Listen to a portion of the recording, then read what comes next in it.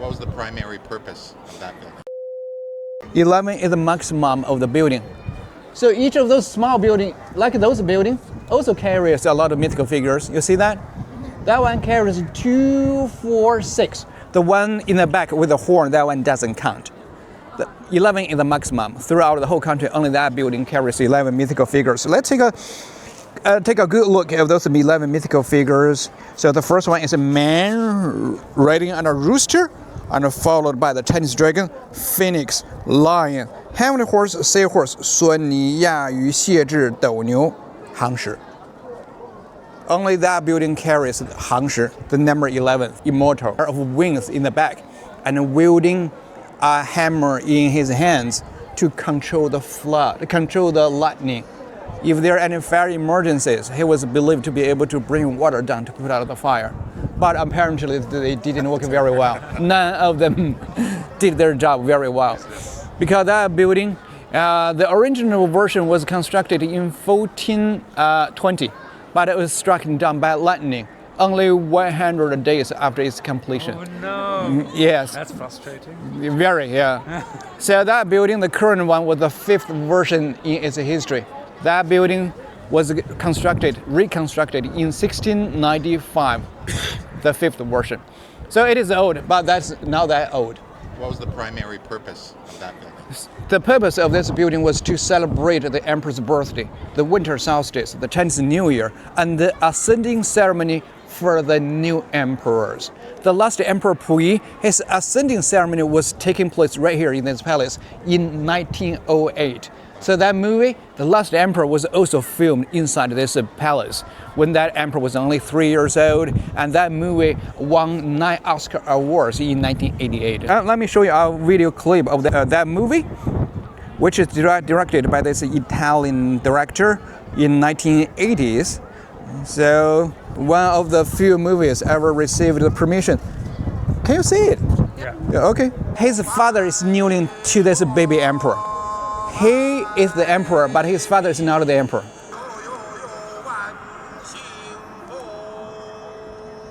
So this is how it looks like inside the palace, supported by 72 wooden pillars, making it one of the largest wooden palaces in the world. So let's continue to see what happened to this little boy.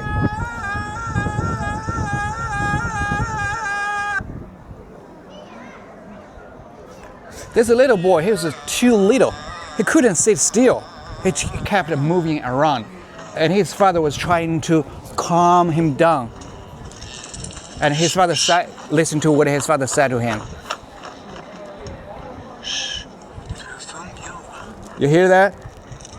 What did his father say? It will soon be over.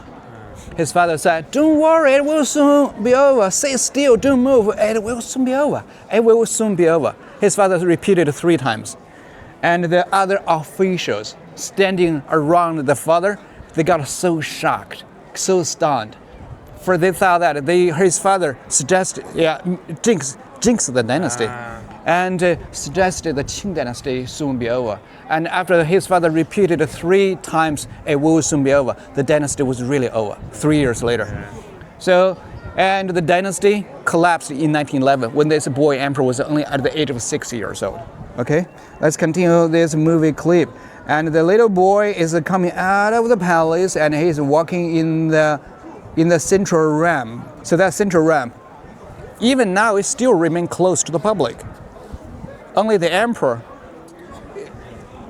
can walk onto that the central ramp. Same as the entrance? Yeah, same, yeah. The same entrance of the marble passage. The central passage was reserved for the emperor only.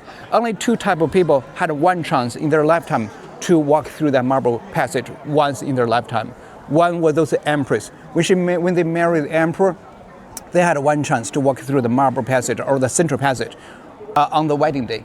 And also those 3 scholars who scored the highest through that famous imperial examination, they would have the honor to walk through the marble passage once in their lifetime. Only 2 type of people had one chance. So take a look at those sedan chair. That sedan chair was reserved for the emperor.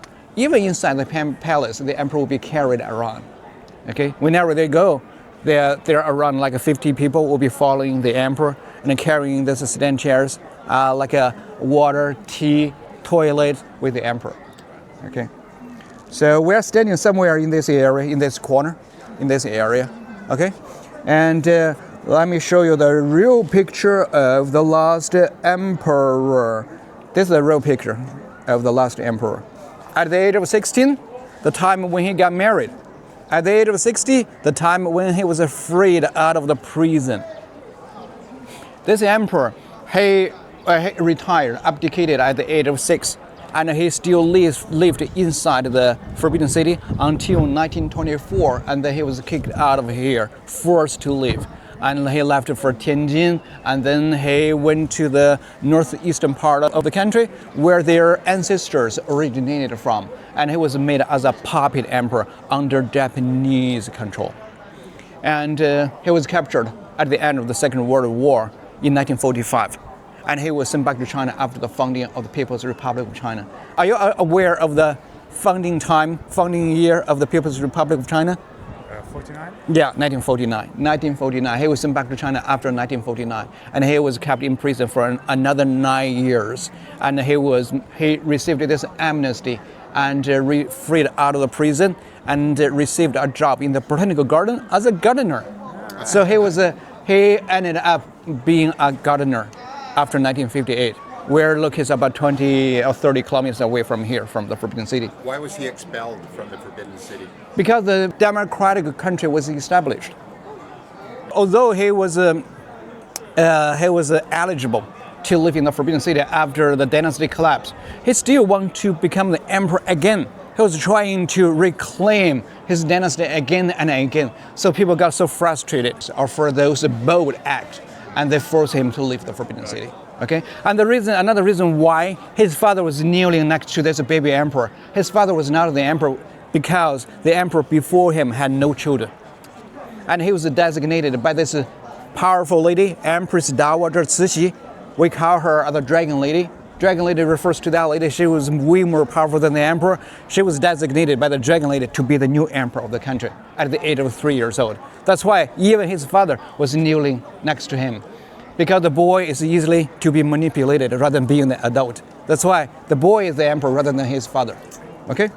And he passed away in 1967 at the age of 61. And that was the end of the emperor's story in this country. Even though he married 5 ladies, he had no children. It seems like a destiny to the Qing court. Last 3 emperors in the Qing dynasty, none of them has a child. No children, 0 children, which foreshadows the decline of the dynasty. He died of the kidney cancer, and he went through a lot from the emperor. He wrote a very popular book titled From the Emperor to Citizen, chronicling all his experience from the emperor to the citizen, to the prisoner or to the citizen, and eventually. But compared to his counterpart, he was kind of lucky. Do you know why? His counterpart in the Ming dynasty, that poor emperor who committed suicide by hanging himself at the age of only 34. Most of those emperors at the end of each dynasty didn't end up well. Either killed themselves or being killed by their enemy or being captured and being tortured by their enemies. So they didn't end up well. Compared to his counterpart, he was kind of lucky. Okay? So now we are heading up to the upper terrace and give a very good look of this palace. The Hall of Supreme Harmony. 太和殿 in Chinese.